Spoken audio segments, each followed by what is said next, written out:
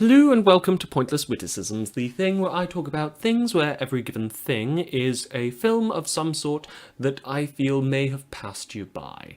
Upgrade is a 2018 film about self-driving cars, AI, personal assistants, cybernetics, cyborgs, cyberpunk, the 1980s, and this one-scene wonder with a nameless, genderless hacker that's naturally my favourite scene, even if the rest of the film loves to make action scenes that look like they were made by people that make horror movies compared to, like, slow sort of cyberpunky things, although those elements are still there.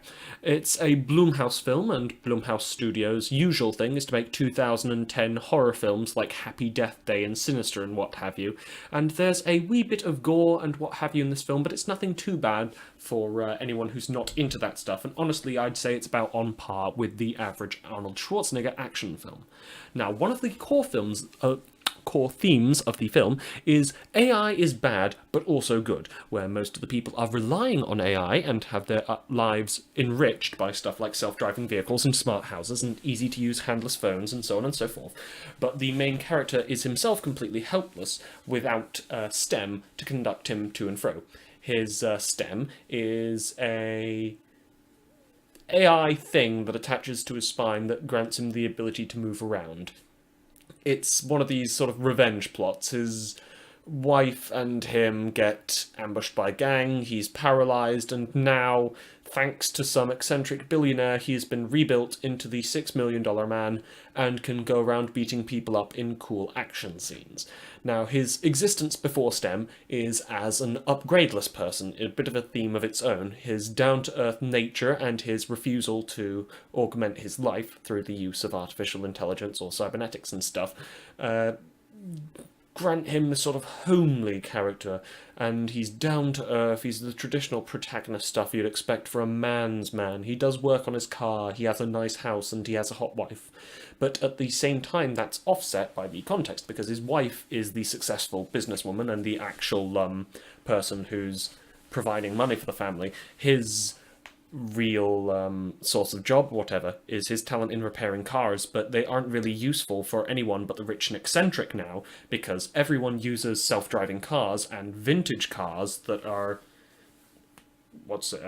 your own drive. I can never recall what the opposite of self-driving cars is, because I know it's autonomous for when the car is driving itself, but manually driving cars. He repairs manual cars, and those go to people like the snotty, rich, self-made tech company leader, Mark Zuckerberg sort of dealio, that he sells a car to, and then this person goes on, repairs his spine or whatever for the revenge plot or what have you.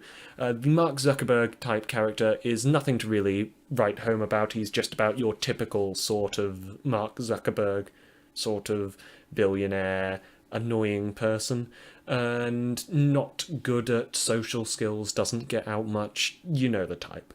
Now, the main plot of the film is, of course, that of a broken man repaired that he might go around seeking revenge for his dead wife / justice / the truth, with a little computer chip attached to his spinal column that serves as his comedy relief sidekick, and of course the voice inside of his head that makes him go kill things. This computer chip is called STEM, and STEM is a fun robot to listen to, but STEM also makes it impossible for me not to think about Be More Chill when I think about Upgrade. Be More Chill being the young adult book turned musical about a teen boy with a computer chip inside his brain that tells him what to do.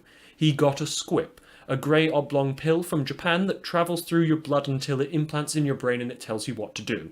It's a musical. There are a few similarities between Upgrade and Be More Chill beyond the superficial surface level stuff, but I just thought I'd bring it up because Be More Chill has quite a catchy soundtrack. It might be something you'd want to have a look at, and the bits where STEM suggests that our protagonist changes actions in conversation definitely make me think of Be More Chill. Now, the action in this film is a weird and quirky bit of ultraviolence, where we feel the protagonist's panic at his actions when he's letting this robot do the cool fight scene stuff for him, with his body moving around like a puppet, and the camera staying almost perfectly level with his head, making the fights this weirdly fun bit of alien and human movements paired with an alien and inhuman perspective on the action that keeps being tilted slightly. It's artistic enough when it's there, and the majority of the film follows a cool detective side plot, of course. main plot detective work from the main character seeking out the people who killed his wife, and detective side plot about a detective seeking the protagonist for killing people related to the death of his wife. This is, of course, a female detective side character, and she likes to go and do things the old-fashioned way, of course. She uses analog technology and stuff. She's got the same sort of, I reject modern technology thing going, and he's going after the protagonist for the murders he keeps committing, and probably also for his whole I'm paralyzed thing he keeps doing, where he is pretending to still be wheelchair-bound, despite having his body almost completely fixed, with the exception of an AI chip that does all the stuff for him. There are a few jokes here and there to be made about it, and these jokes that the film makes about him being paralyzed are almost all very cringy, but in a way you'd say, well, the 80s were a different time, except this film came out last year instead of the 1980s. The film courts the trappings and the feelings associated with cult films of the 80s like They Live and Videodrome. It touches on the same sort of themes of body horror and loss of self-control and identity, which is tied, of course, into the larger themes of loss of self-control and identity through technology, through self-driving cars and personal assistants. Now, my personal favourite scene of this film goes to the nameless, genderless hacker, formerly known as Jamie, whose whole role in the film is to do the darknet hacker thing that most cyberpunk movies call for at some point or one another, where they say a few lines about hacking the gigaframe binary database extra. I really don't know how cryptography works or whatever. And then they say a few lines about on par with the average non-binary meme. For example, the main character says, "There's no time," and then they say, "You're the one wasting time putting me in a binary box." And the main character calls them Jamie, and they say, "That's not my name, I haven't got a name. Don't ask my gender." And the main character says they weren't gonna.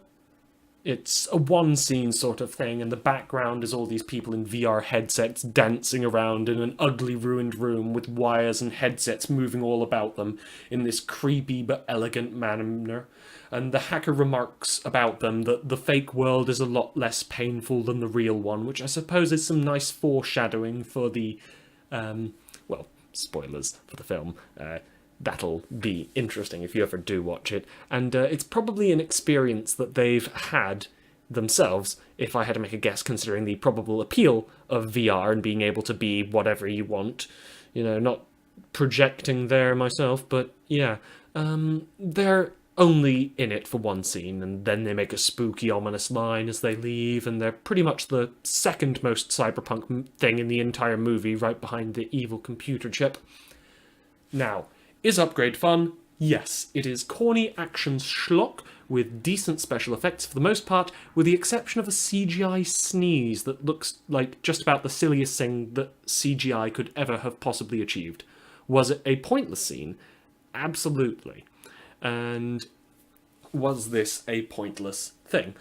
Probably not. I don't think it changed me as a person, and I don't think it's changed cinema in the slightest, but it's very watchable, and it's a nice cyberpunk detective story, and it's a fun one at that, and it's its own sort of cyberpunky thing in a way that the Total Recall and RoboCop reboots sorta tried to achieve that same let's do the 80s thing again, but couldn't, because they were just trying to recreate the story of an 80s thing rather than the style and the trappings of it, and they update it to modern It's a weird thing. I'll get onto that when I talk about RoboCop and Total Recall's Total Reboot.